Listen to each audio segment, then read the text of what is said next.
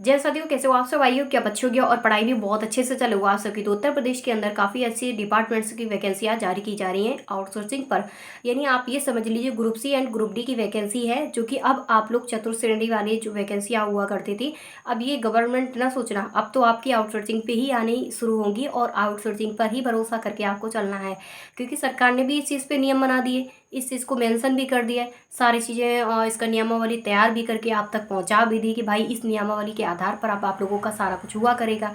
तो अब आप लोगों को इसी पे फॉर्म अप्लाई कीजिएगा ना, क्योंकि अब आप लोगों को वहाँ पर नियम, अब ये ना सोचना कि भाई उत्तर प्रदेश के अंदर चतुर्थ श्रेणी पर क्या होगा, नोटिफिकेशन जारी किया जाएगा सरकारी। तो भाई सरकारी ही है, लेकिन बस इसका नाम थोड़ा सा चेंज रहेगा और कुछ चीज़ें आपकी चेंजेस पे आ जाती है, क्योंकि सरकारी और प्राइवेट में कुछ तो बदलाव होता ही है आउटसोर्सिंग पर, लेकिन आपका सरकारी की ही तरह सारा यहाँ पर भी देखने को मिलेगा आप लोगों को। तो इसलिए आपको sevayojan.up.nic.in पर जाके रजिस्ट्रेशन करना है और उसके बाद ही आउटसोर्सिंग पे आने वाली वैकेंसियों का आप लोगों का फ़ायदा उठा सकते हो और इसका फॉर्म अप्लाई करवाओगे। उससे पहले आप लाख वैकेंसी देख लोगे, लेकिन आप उसके लिए कोई मतलब नहीं होगा। यानी क्या है कि कोई भी भर्ती आती है, कोई भी फॉर्म आता है, आपने एसएससी में क्या किया, ओटीआर करवाया कि नहीं किया। ओटीआर का मतलब क्या होता है, वन टाइम रजिस्ट्रेशन। तो वही चीज़ें आप लोगों की यहाँ भी करवानी पड़ती है, क्योंकि आप भी तो यहाँ पर जॉब करोगे ना, आपकी तो भी सर्विस सेम उसी की तरह लगेगी। बस इतना है कि आपकी सरकारी जो हमारी भर्तियाँ आती थी उसमें एग्ज़ाम देना पड़ता था, तैयारी 6-6 महीने करनी पड़ती थी। ना यहाँ पर तैयारी करनी पड़ेगी, ना एग्ज़ाम देना पड़ेगा, आप लोगों का डायरेक्ट इस पर सिलेक्शन होगा। तो यहाँ पर आप लोगों को मैं बता दूँ कि बाल पुष्टाहार की भर्ती का आप सब इंतजार करते रहते हो। आप सबको भी पता है कि ये लोग सारे ज़िले का नोटिफिकेशन एक साथ नहीं जारी करते हैं। ये लोग कभी एक ज़िला देते हैं, कभी 2 ज़िला देते हैं, ऐसे करके इनका नोटिफिकेशन जारी होता रहता है, जो कि हम लोग बताते रहते हैं आप सबको। ठीक है, आप सबका इंतजार था कि बाल पुष्टाहार की भर्ती आए और हम इसका फॉर्म अप्लाई कर पाएँ।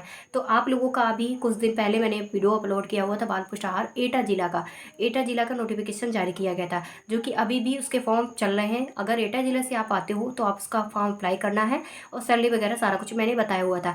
अब आप लोगों का कल जारी किया गया है, जो कि बाराबंकी जिला दिया गया है और बाराबंकी में 4 पोस्ट जारी की गई हैं। एटा में तो केवल एक ही जारी की गई थी और उससे पहले जो जिले आए थे उसमें एक जारी की गई थी। लेकिन बाराबंकी में जब मैंने देखा था ना, मैं पेज संख्या बता देती हूँ, पेज संख्या आप लोगों को 13 है, यानी आपकी 13 नंबर पर आप जाओगे, वहाँ पर ये भर्ती आपको देखने को मिलेगी बाराबंकी की। यहाँ पर आपके 4 पोस्ट आते हैं। 4 पोस्टों में से आप लोगों का जो पहला है बाराबंकी का, वो ब्लॉक कोऑर्डिनेटर की है, जहाँ पर आपकी ग्रेजुएशन मांगा गया है। अगर आपने किसी भी स्ट्रीम से ग्रेजुएशन किया है तो इसके लिए क्वालिफाई हो, लेकिन अगर आपके पास ग्रेजुएशन नहीं है, अगर किसी तरह का आपके पास डिप्लोमा वगैरह है, तो आप इसका फॉर्म अप्लाई कर पाओगे। इसकी अंतिम तिथि है 6/11/2025, यानी 6 नवंबर को इसकी लास्ट तिथि होने वाली है। सैलरी की अगर पूछोगे तो सैलरी इसकी 18,000 रुपया है। और उसके बाद बाराबंकी जिला आता है, जहाँ पर आप लोगों को प्रोजेक्टर की भर्ती है। ये आपकी जीएसके बोलते हैं जिसे शॉर्ट में, इसकी वैकेंसी आई हुई है और इसमें आपका ट्रिपल सी वगैरह मांगा हुआ है। ट्रिपल सी अगर किसी ने नहीं किया है, अगर उसकी इन्फॉर्मेशन आप लोगों को चाहिए तो ट्रिपल सी के बारे में छोटी से लेके बड़ी तक इन्फॉर्मेशन, बुक से लेके स्टडी तक का, मॉक तक का सारा सफ़र मैं आपको बता सकती हूँ, क्योंकि मैंने बहुत पहले इसका ट्रिपल सी क्वालिफाई कर चुकी हूँ। इसके बारे में अगर कुछ भी जानकारी लेना है तो आप ले सकते हो, क्योंकि सरकारी भर्तियाँ भी आप लोगों की ट्रिपल सी से रिलेटेड आती रहती है और जो कि काफ़ी अच्छे एग्जाम क्वालिफाई करने के साथ साथ आप लोगों को सैलरी के साथ एक शीट भी बुक हो जाती है। ठीक है, तो यहाँ पर आप लोग ट्रिपल सी के बारे में आप पूछ सकते हो। ठीक है, अगर आपको चाहिए तो आप कमेंट्स करना, मैं इस पर वीडियो अलग से बना दूंगी। तो आप लोगों को यहाँ पर आपको जीएसके में मांगा गया है ट्रिपल सी। अगर आपने ट्रिपल सी नहीं किया, यानी सारी डिग्री एक तरफ, ट्रिपल सी एक तरफ, यहाँ पर एक चीज़ें देखने को मिल रही हैं। अगर वो भी नहीं किया तो आपने ग्रेजुएशन किया है ना, तो इसका फॉर्म अप्लाई कर सकते हो। यानी सोचिए, जहाँ पर हम 10th क्वालिफाई होते हैं, 12th क्वालिफाई होते हैं, ग्रेजुएशन क्वालिफाई होते हैं, तब इसका फॉर्म अप्लाई कर पाएंगे। उसी जगह आपने 10th के बाद अगर ट्रिपल सी किया है तो आप इसका फॉर्म अप्लाई कर दीजिएगा।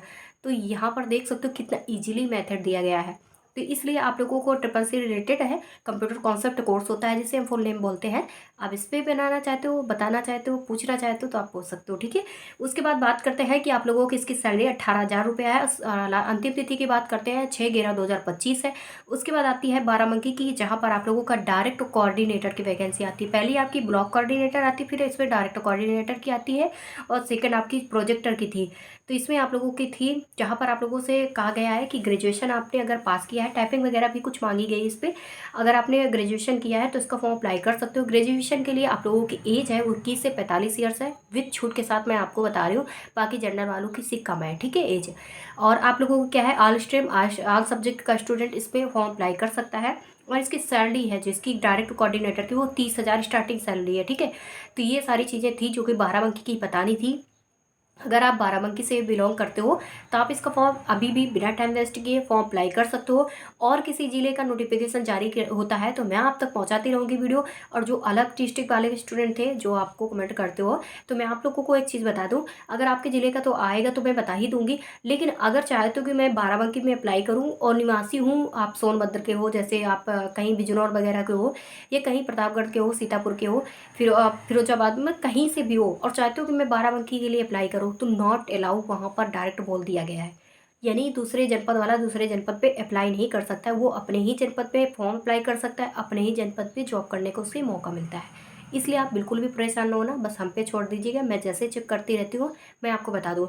अब आप लोगों को लास्ट पॉइंट बता देती चलती हूँ कि जैसे आपको पेज नंबर 13 बताया मैंने, तो पेज नंबर जो 13 है आप लोगों का ना, तो ज़रूरी नहीं कि पेज नंबर 13 पे ही वैकेंसी ये मिले, आपकी आगे पीछे होती रहती है, क्योंकि कुछ ऐसे हमारे जो भर्तियाँ होती है कि जिनकी एक्सपायर हो गई डेट, दूसरी भर्ती आएगी तो वो खसक के आगे आ जाती है। तो ये है आगे पीछे के नंबर आप चेक कर लेना, ठीक है। ये चीज़ें मैंने भी, हम लोग भी परेशान होते रहते हैं इस चीज़ को लेके। तो मिलते हैं नेक्स्ट वीडियो में, बाय बाय, नमस्ते। आप अपने ज़िले का नाम भी कमेंट्स कर सकते हो।